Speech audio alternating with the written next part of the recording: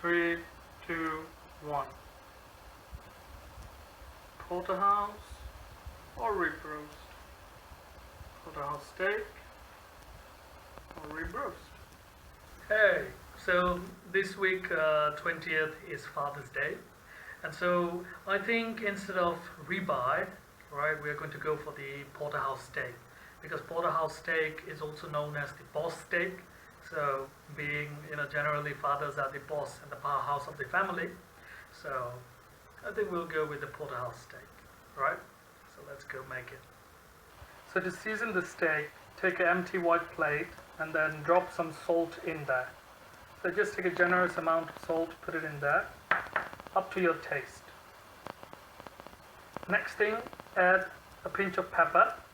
So when I say a pinch, I say a lot of pepper, because that really makes a big difference. Next thing we're going to add is rosemary. So add quite a bit of it, and then thyme. So you have to understand that this porterhouse is a very big steak, so you need a lot of spices to marinate it before it goes on the grill. And once it's on the grill, 50% of your spices are going to disappear. The next thing we're going to add is garlic. So we have garlic powder over here. So we're just going to add them in. And a bit of smoked paprika. So using the smoked paprika, you're going to get the smoky notes in from the steak. And then, last but not least, a bit of onion powder. So onion powder really kicks it up a notch and it takes the taste to the next level. So give it a nice mix. So all of this is really up to your taste. Let's say you do not like onion powder, you can add a little bit of that. You like more of the black pepper, you can add more of that, and it's really up to your taste. And take a nice long breath and just smell it in and see if you like it. But for me, I think I'll just add a little bit more of black pepper. Yep. So make sure they are not ground black pepper, they are crushed nicely. So once you have that done, what we're going to do is we're going to take the steak, we're going to put it in there. Voila. And in we go. So you just press the steak in, rub it in, okay? So you want all the spices to go in, right? So just press it in so that all the spices go in. And then flip it over. So as you can see, it has caught a lot of spices, right? So while you're rubbing it in on this side, just massage it in so that the spices underneath can go, and just take a bit from the side and you can just put it in like that. Make sure your steaks are seasoned well, yeah? So this is quite a high marble steak. So the marbling score on this is about 6 to 7, yep. So, if this was a Wagyu, then just salt and pepper would be fine, but Christopher Columbus found America when he went set a sail to find spices. So why not add a bit of spices to it? Yep. So we turn it over again, and then we take the rest of the spices and we just massage it in. Beautiful. Beautiful, beautiful.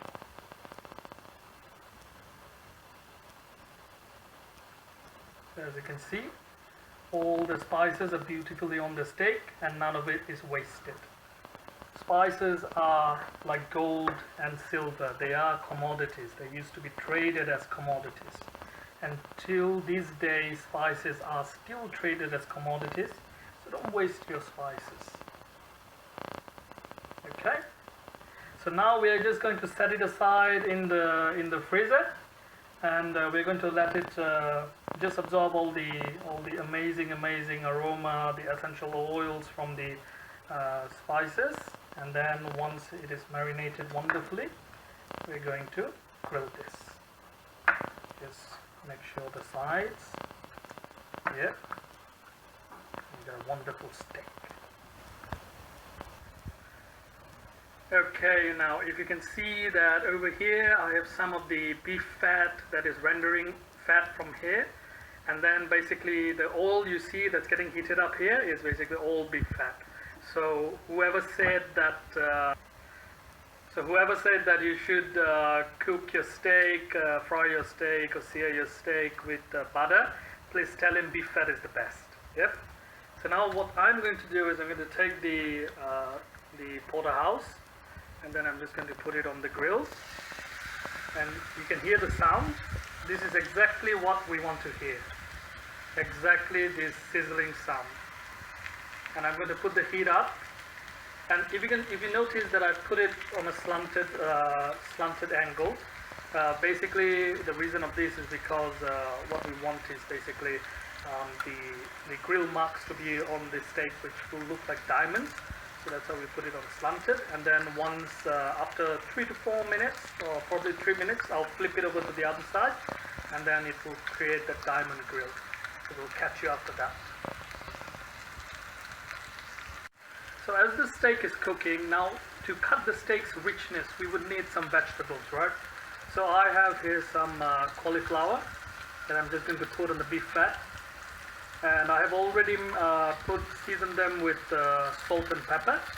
And also with that, I have some carrots that are going to go in. Oh, this is just amazing. Yep. All of this is just amazing.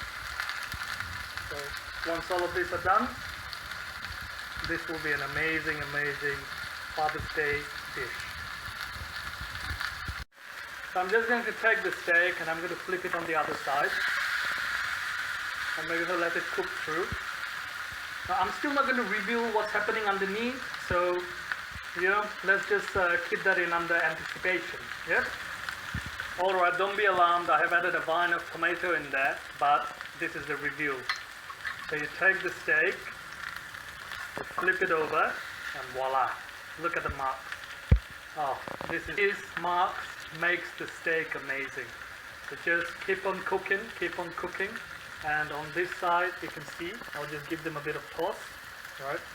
And they will take a fairly bit of time to cook, so by the time steak is done and rested, all of these vegetables should be done as well. Yep. So catch you after that. Just amazing. Alright, so each side of the steak has at least seen about 6 minutes of love.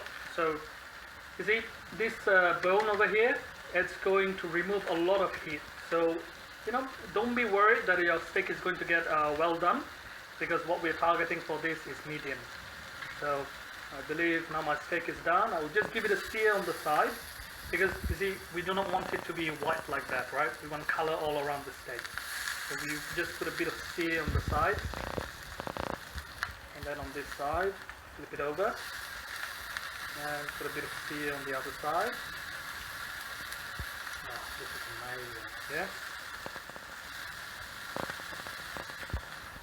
So we drop it in. Sear it on the top, and then we're going to put it on the resting pot. Wow, wow, wow. If you can just smell it over here, it's amazing. The richness of the beef and the vegetables that are smelling sweet, the sweetness from the tomatoes, it's just amazing.